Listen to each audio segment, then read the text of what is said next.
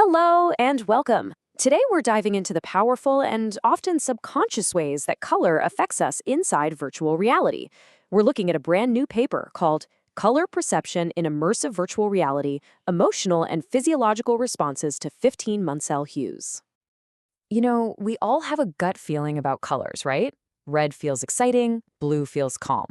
But this research digs way deeper.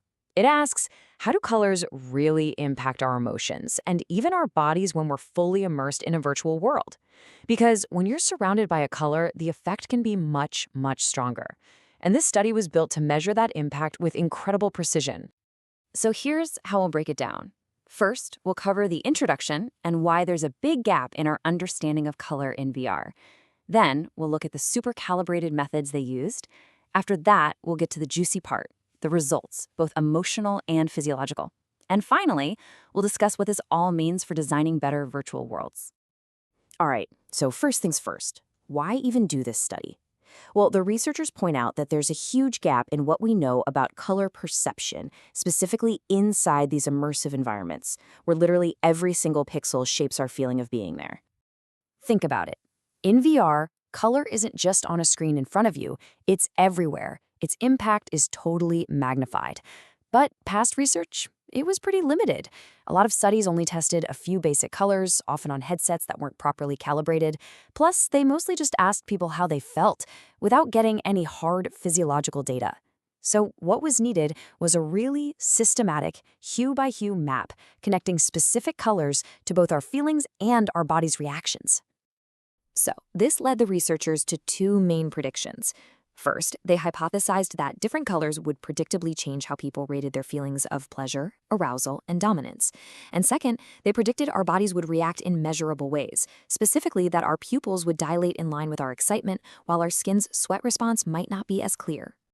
So, how in the world do you test something like that? Well, you do it with an incredibly rigorous and carefully calibrated experiment, designed from the ground up to give you results you can actually trust. And to get those results, they use some seriously state-of-the-art equipment. We're talking a super high-resolution Varjo Aero headset for crystal-clear visuals, an integrated eye tracker to measure every little change in pupil size, and a dedicated biosensor to record skin conductance. This wasn't just a VR setup, it was a scientific instrument built to measure our reaction to color. The colors themselves were chosen with surgical precision. They used 15 different hues from the Munsell color system, which is the gold standard in color science. And here's the crucial part. For all the chromatic colors, the saturation and brightness were locked in and held constant. This allowed them to isolate the effect of the hue itself, so they were measuring the impact of blueness, not just how bright or vivid the blue was. And every single color was calibrated to be perceptually perfect, so what you were supposed to see is exactly what you saw. So here's how a trial worked. First, a participant would look at a plain white screen to get a baseline. Then, boom! For 30 seconds, they were completely immersed in a virtual room filled with just one single color. After being in the room, they'd rate how they felt using a simple visual scale. And the whole time, their pupil size and skin conductance were being recorded, capturing both their conscious feelings and their subconscious physical reactions. Okay, so what did this incredibly careful experiment actually find? Well, the results paint a really clear picture, giving each color its own unique emotional and physiological fingerprint. Let's start with pleasure. Which colors made people feel the most pleasant? The cool hues absolutely dominated. Blue-green came out on top as the most pleasant by a long shot, with blue right behind it. And on the flip side, a plain old medium gray was rated the least pleasant of all. But what about arousal, that feeling of excitement and energy? Well, here, the story completely flips. Red was the undisputed champion, creating the highest feelings of stimulation, with red-purple not far behind. The least arousing color was light gray. This totally backs up that classic idea that warm colors are energizing, but now we have the calibrated data from inside an immersive world to prove it. Now, dominance, that feeling of being in control, gave us a really fascinating result. Check this out. Red and blue-green were tied for the highest rating. People felt the most powerful and in control when surrounded by these two very different colors.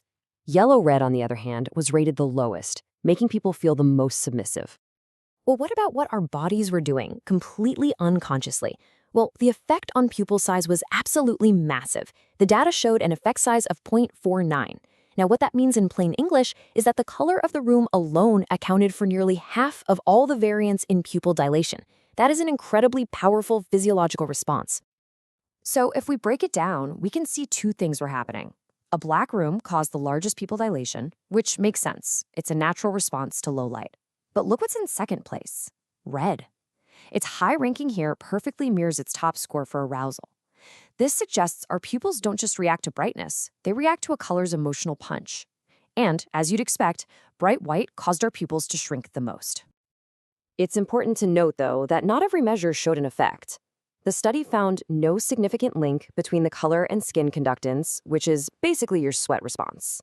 And the most likely explanation is simply that 30 seconds of just looking at a color probably wasn't long enough to trigger that kind of response. And that's a really useful finding for designing future studies. Okay, so we've got all this incredible data. What does it all mean for the people actually building these virtual worlds? Well, the discussion part of the paper really dives into how these findings can help us design what they call color-aware worlds. A huge takeaway from the paper is this. Virtual reality acts like an amplifier for color's emotional impact.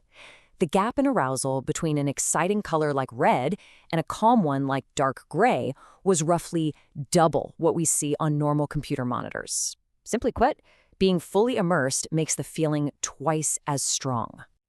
And this leads to some very direct, evidence-based advice for designers.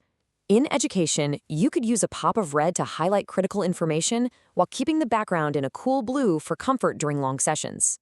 In clinical therapy, you could design calming, safe zones using that most pleasant color, blue-green, to help with anxiety. And for user experience designers, pupil size could be used as a real-time, objective way to measure if a user is truly engaged. This all rolls up into this new concept the paper introduces, color-aware design. It means we can move past just picking colors that look nice. We can start using color palettes strategically, based on real science, to intentionally shape emotion, manage users' focus, and even make them feel more present in the virtual space. And that leaves us with a pretty big question for the future. As virtual worlds become a bigger part of our daily lives for work, for learning, for socializing, how are we going to use this deeper understanding of color to build digital experiences that aren't just functional, but are truly human-centric? This has been a quick tour of a really groundbreaking study. If you want to dive into all the data and the fine details of the methods, I highly recommend you read the full paper. You can find the citation right on your screen. Thanks so much for watching.